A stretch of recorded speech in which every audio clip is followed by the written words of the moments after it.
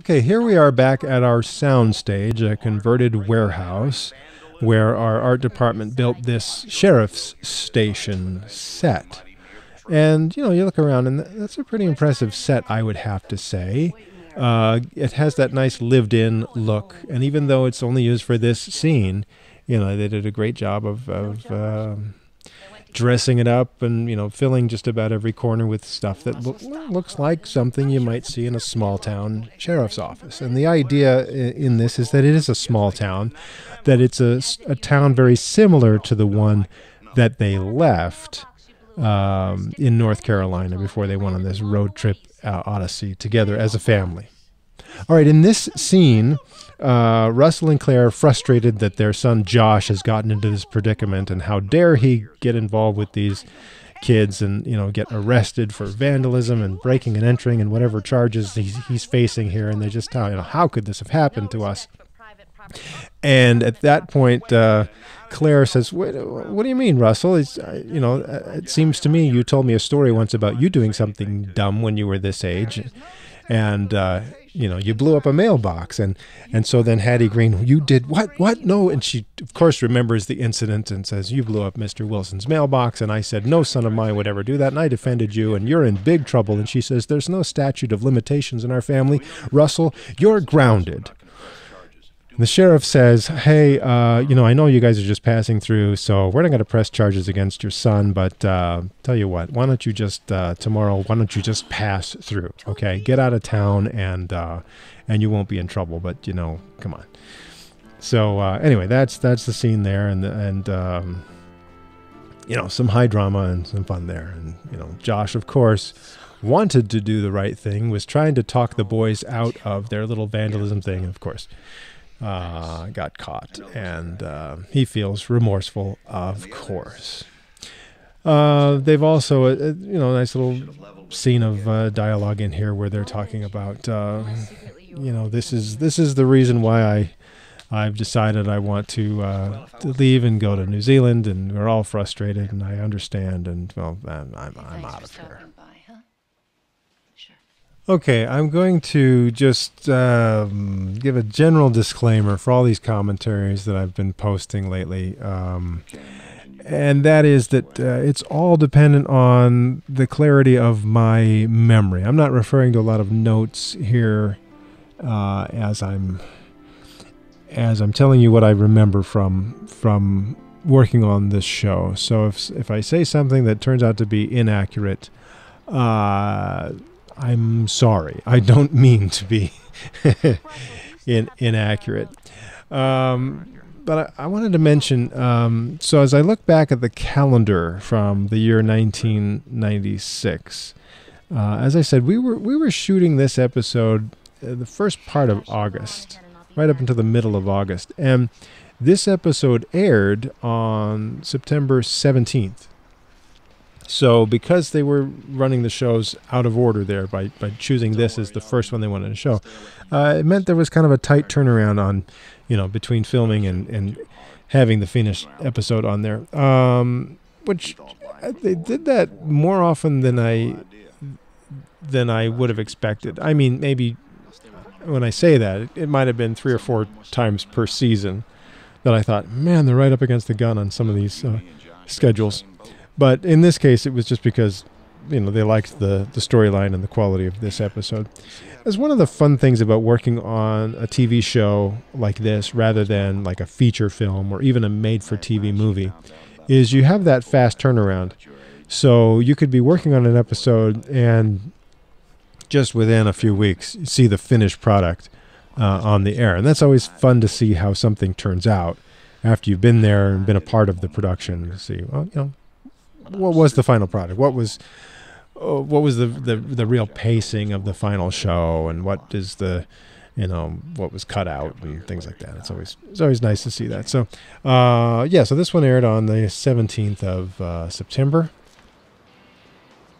And in this particular scene, what's happening in the storyline here is this young man is confessing to Russell, I don't know why I did this act of vandalism. I'm just so confused and frustrated.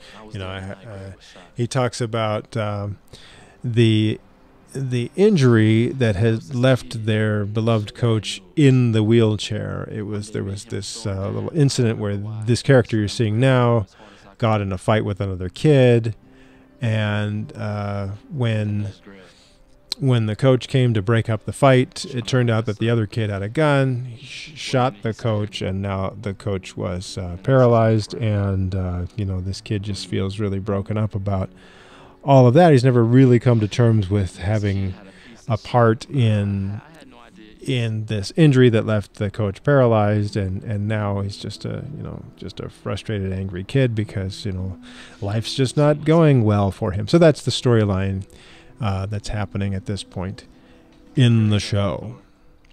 I'm going to tell you a little bit more about the building where that was the headquarters for the Promised Land office staff. Again, that building was used by these other shows over the years, and because of that, I was able to have a lot of memories of seeing some very famous other people in that building, not just the ones you saw on Promised Land. For example, in the fall of 1999, so just about 3 years after we were filming this episode, I was working on an episode of Touched by an Angel, and the guest stars on that episode included NSYNC, the boy band, the guys from NSYNC. So all 5 of them were there in that same building where we did our sets for Promised Land, including Justin Timberlake. Justin Timberlake is, of course, a teen idol kind of pop star. The Cover Me show was one of the producers of that was Sean Cassidy, and in the late 1970s, he was kind of a teen idol as well, pop star singer guy, who was also on the Hardy Boys TV show. So an actor and singer, like Justin Timberlake. Justin Timberlake probably more of a superstar.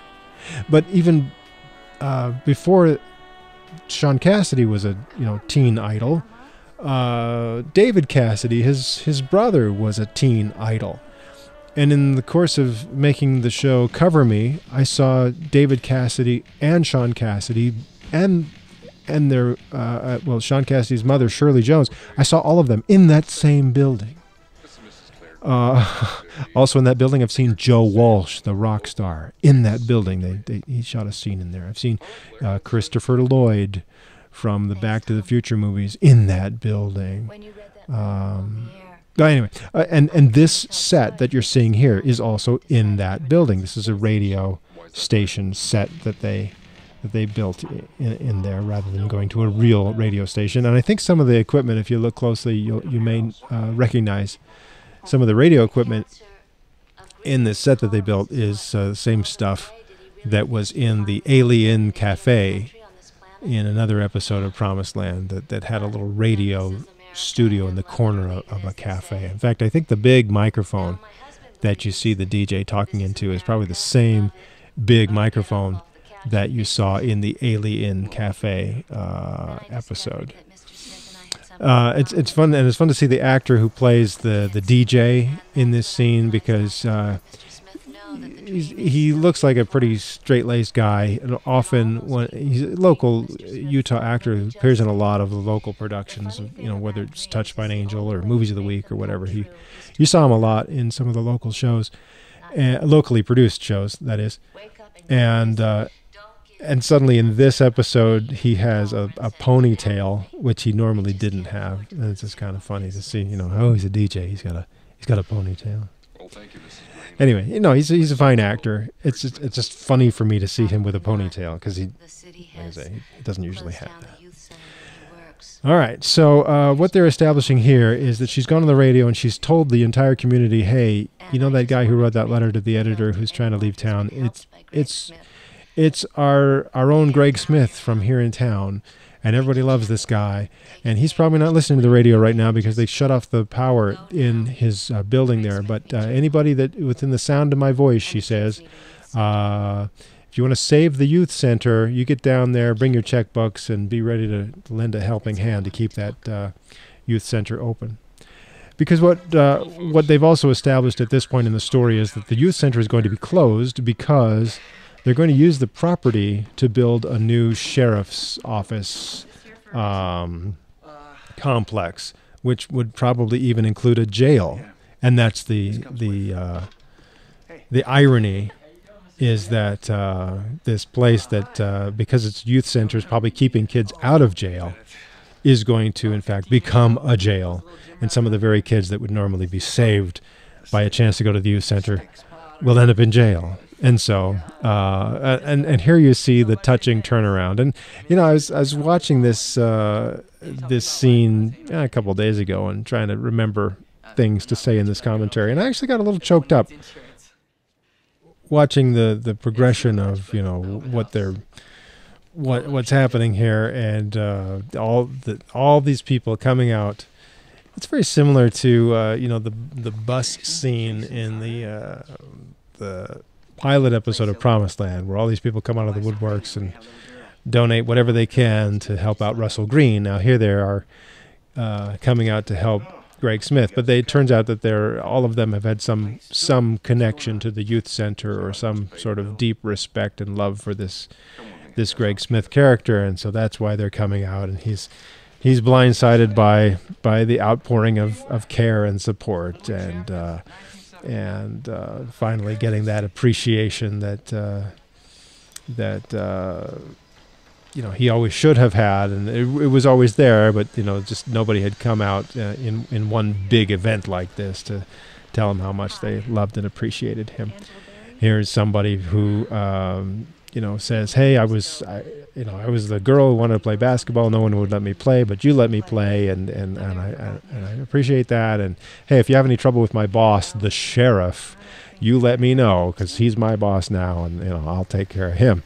So this is the kind of stuff that I'm sure if you were watching this episode and you were a fan of Touched by an Angel, and you were into all this, you'd probably be a little weepy-eyed at this point, because this is the touching, you know, point of the whole thing. And this is where Claire says, "Hey, you know, the way it's going here, if this youth center closes, they'll have to build you another one, because look at all the support we've got here."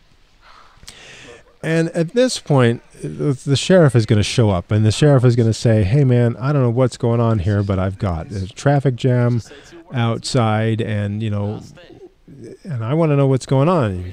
You know. And he says a line at the end of the scene where Russell convinces him, that says, "Hey, you know, you got a whole room full of people here supporting this youth center, and if you know, that's a whole room full of potential voters, and you're up for re-election." And Russell says to the sheriff, "You know, if you play this right, this whole room full of volunteers could be a whole room full of campaign workers for you. So, you know, what do you think of that?" And the sheriff says, you know, he stops and thinks about it for a moment at the end of this scene, and he says, "All right, everybody, tell you what, I talked the local government officials into building a new center for the sheriff. Now, with your support, maybe I can talk them into building it somewhere else." But for some reason, they cut the end of the line. I mean, we filmed that whole line, but here he says, "Now, with your support," and then they cut it off and everyone starts cheering. But the real line was, "With your support, maybe I can talk them into building it somewhere else." Anyway, so that's the touching end of the episode. And Claire reminds Russell that, "Hey, you promised me that you'd give me the keys, and I get to drive from this point on." So he hands over the keys, and they're on the way to the next town. So I'll see you next episode.